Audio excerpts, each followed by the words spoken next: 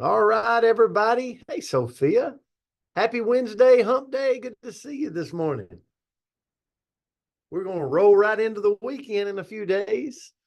Good to see everybody. So I hope you are having a good week. And good to see all of your smiling faces on here. So the word for today is it's a good middle of the week word, I think. So great job, Andrea, for this.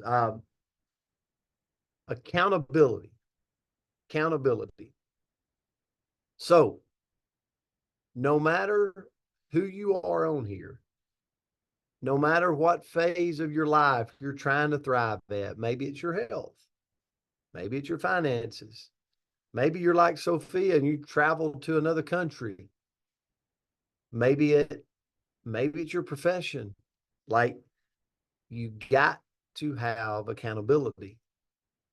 Can't do this thing by yourself in the world. So if you're somebody that loves to do things by yourself, don't be so stubborn that you don't listen to the thing called support.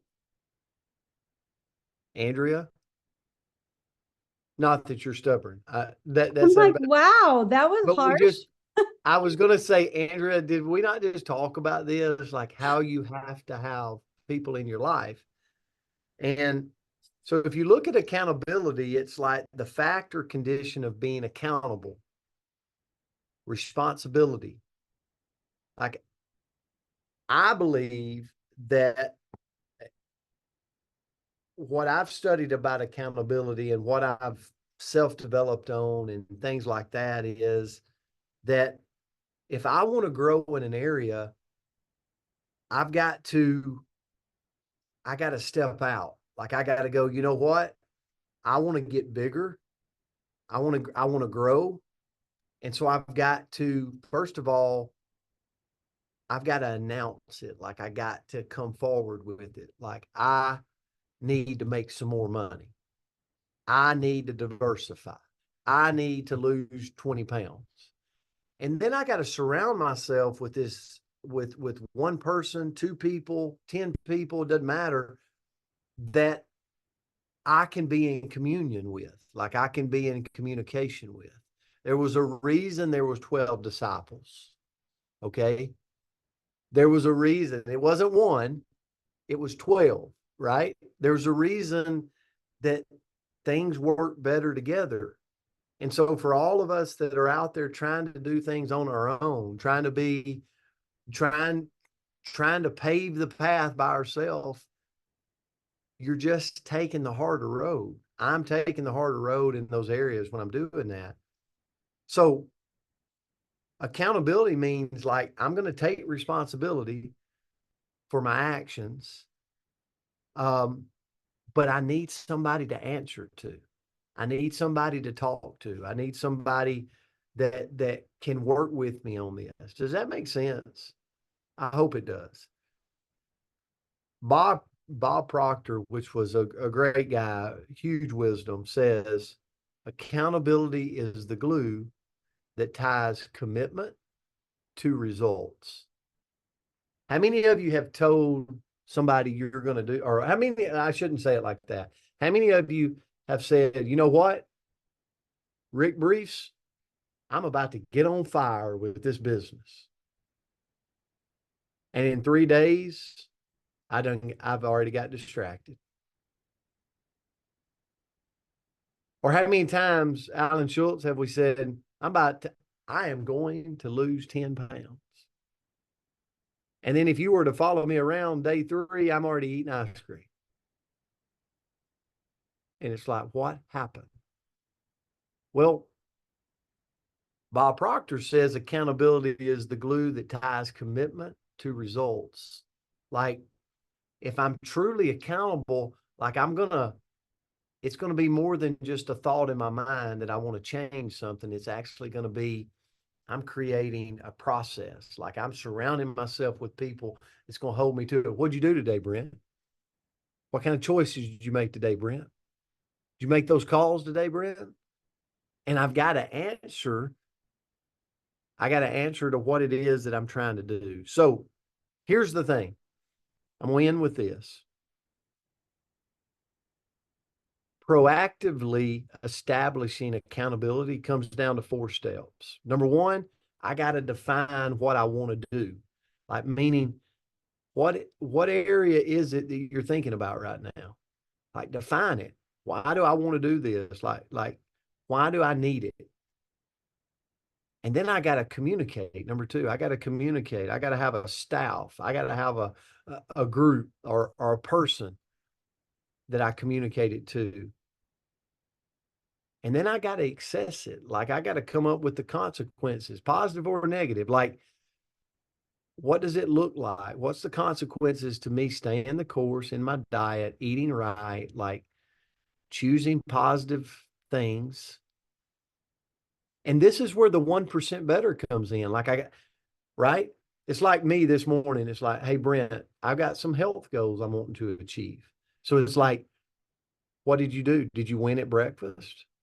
Just that 1% better? Did you do right at breakfast? Yes. Yes, I did. I actually didn't do artificial sweetener this morning because I ran out of my stevia. So that was a win for me. That was 1%. I mean, I got a little better because you know what? I gotta watch myself, not jump over there in that Splenda package. So, and then I gotta follow through. The last thing, number 4, I gotta follow through. And this is where most people fall off. They want to change something, and the follow through process is just too much of a beast for them. And it's the most crucial, right? It's the most crucial. So, Andrea, that's what I was thinking about accountability. I mean, I'll turn it to you. Well, that was a good one. And congratulations on the artificial sweetener this morning. That was a big one.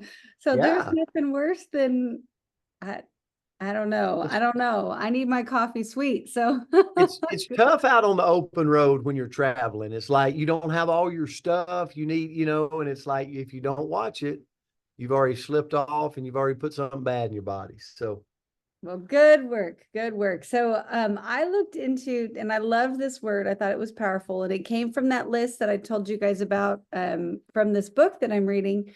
But it said that one of the key component or 4 key components of accountability. 1, responsibility. So understanding and acknowledging our duties and our tasks, like what falls on my shoulders, what falls on somebody else's. Next is ownership. So taking charge of your actions and their consequences. And then transparency. So being open about my process, my decision, my mistakes. And then lastly, answerability. So being ready to explain and justify my actions to others. So those are kind of the key components around accountability. But the quote that I found was, at the end of the day, we are accountable to ourselves. Our success is the result of what we do. And that's Catherine Pulsifer. And so I kept thinking about, like, who is Andrea truly accountable for or accountable to? And, there's some people that I need to make sure that I don't harm. And there's some people I might want to help and all of that. But really, at the end of the day, we're all accountable to ourselves. So, my wellness journey is for me. And it's because someday I want to be able to crawl on the ground with my imaginary grandbabies and be able to get up after.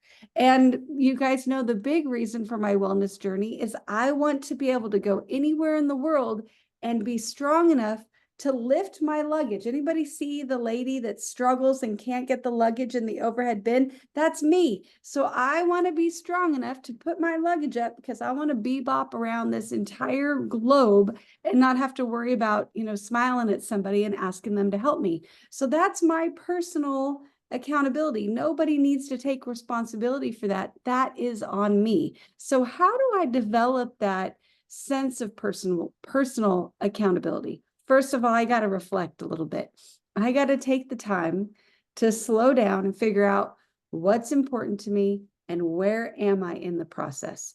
I've got to assess my actions. Like, when I get up in the morning, I'm trying to grow a global empire. but I get up in the morning and I put my phone in a drawer and I turn off my computer and I go sit in the corner. Well, that might not be the best way to grow that empire, right? So I've got to assess the action that I'm taking. Am I doing the do's that I need to be doing in order to move the needle? Am I making decisions that are moving me forward towards my goals, or am I making decisions that are moving me backwards away from them?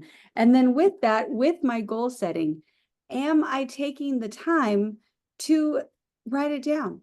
Am I taking the time to establish like specific, measurable, achievable, relevant, time-bound goals, also known as SMART goals, right? So they're specific. I know exactly what I want. They're measurable. I can figure out, am I moving closer? Am I moving away? Sometimes anybody else set really vague goals someday? I just want to feel better. Okay, well, how do you get a goal around that? In what ways do I want to feel better? What ways do I want to, move this needle? And if I'm specific and I can measure it, then I know if I'm on the right track. And then also that they're achievable. I'm not saying that tomorrow I'm going to be able to run a marathon. I'm saying that tomorrow I want to be able to take 10 more steps than I took today.